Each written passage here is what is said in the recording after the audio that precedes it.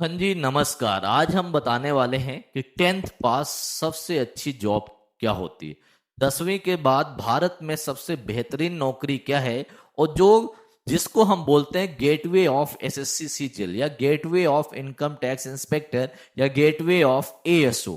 ठीक है, कौन सी जॉब होती है जो एसएससी सीजीएल की तैयारी वालों के लिए अब ब्लेसिंग इन डिसगाइज साबित होती है, और कौन सी जॉब ऐसी होती है जो 18 साल की एज में परमानेंट जॉब मिल जाती है और जिसमें कोई भी दिक्कत नहीं आती है। तो शुरू करते हैं। आज बातचीत शुरू होगी एसएससी एमटीएस 2026 या एसएससी एमटीएस के बारे में। ठीक है, एसएससी का मतलब आपको पता ही है। एसएससी क्या होता है? Staff selection commission.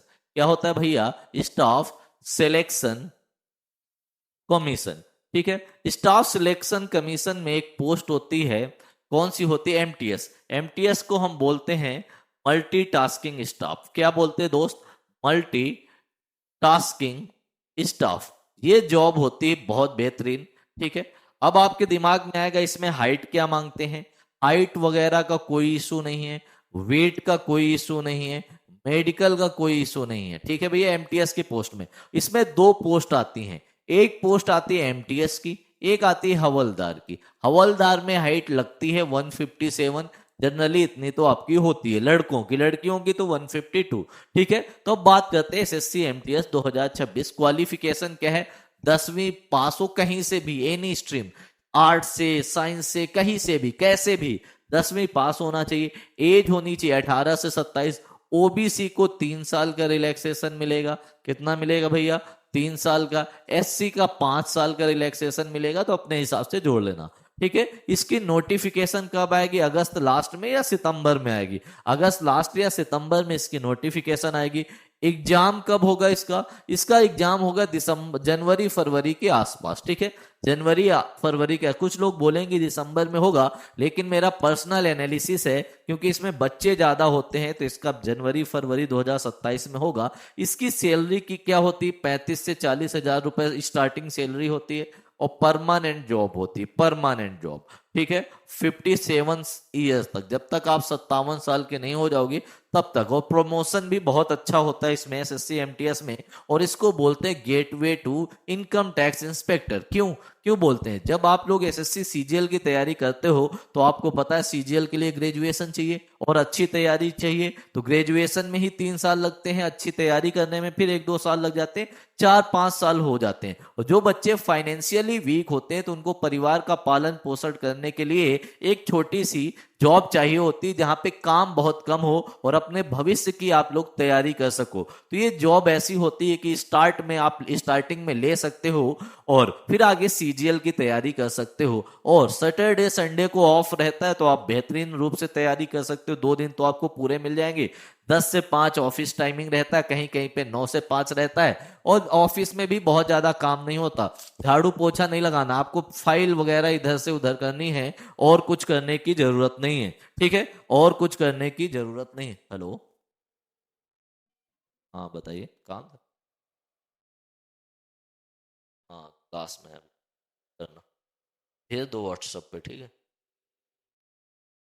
हाँ। हेलो, हाँ, आवाज आ रही है? तो आपके लिए स्टार्टिंग जॉब के लिए सबसे बेहतरीन, सबसे मस्त और सबसे आला दर्जे की ये जॉब होती है। इससे अच्छी कोई जॉब नहीं। अब बात करते हैं एग्जाम पैटर्न की। एग्जाम पैटर्न क्या होता है भैया? एग्जाम पैटर्न होता है मैथ्स और रीजनिंग, सेक्शन 1 में आएगा या सेक्शन 1 में आएगा, जो क्या होता है? क्वालिफाइंग। क्वालिफाइंग क्या होता है दोस्त? क्वालिफाइंग ऐसे होता है कि ये 120 नंबर का होता है, तो इसमें सिर्फ आपको 40 नंबर लाने होते हैं। अगर आप 120 में से 40 नंबर ले आए, एक क्वेश्चन 3 नंबर का होता है, 20-20 क्वेश्चन होते हैं 60-60 नंबर के। ठीक है, 13-14 क्वेश्चन आप सही कर दोगे तो आपका क्वालिफाइंग हो जाएगा सेक्शन 1। और वो क्वालिफाइंग के लिए आपको मैथ्स पढ़ने की जरूरत नहीं है, रीजनिंग में ही क्वालिफाई कर दोगे।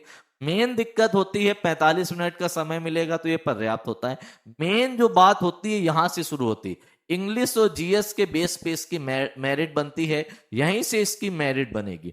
150 नंबर का आपका पेपर होता है। किसका नंबर का होता है? 150 नंबर का पेपर होता है। और 120 नंबर आपको लाने होते हैं। आपको लग रहा होगा 150 में तो 120 लाने बहुत आसान है भैया।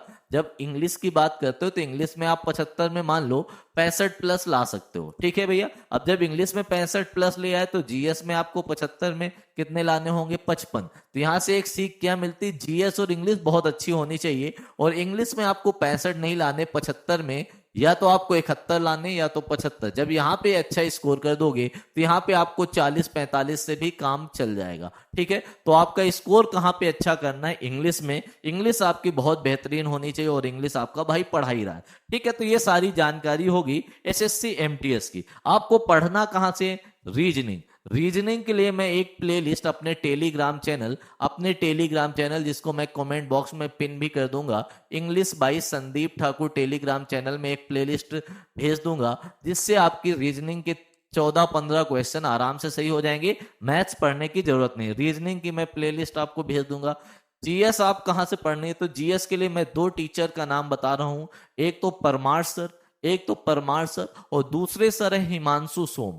इन दोनों में से किसी एक टीचर से आप पढ़ सकते हो। परमार सर, इनका खुद का चैनल है परमार एसएससी, और हिमांशु सोम सर जो हैं विद्याग्राम में पढ़ाते हैं। तो इनकी क्लास की लिंक भी मैं आपको अपने Telegram channel English by Sandeep Thakur में डाल दूंगा। अब बात रही इंग्लिश की, तो इसी चैनल में मैं इंग्लिश का बहुत कुछ करा रहा हूं। साथ में मेरा एक चैनल है एग्जाम रैंकर्स में देखना, एसएससी एमटीएस की पूरे पीवाईक्यूज वगैरह मैंने करा रखे हैं। पिछले साल की भी क्लासेज हैं, सब कुछ टॉपिक वाइज भी मैंने करा रखा है, सब कुछ करा रखा है, वहां से कर सकते हो। बाकी वोकैब की जो सीरीज मैं इस चैनल में शुरू किए हूं वो भी आप कर सकते हो। बाकी बहुत सारी चीजें आएंगी, इंग्लिश की टेंशन ना लो, इंग्लिश की जिम्मेदारी हमारी है।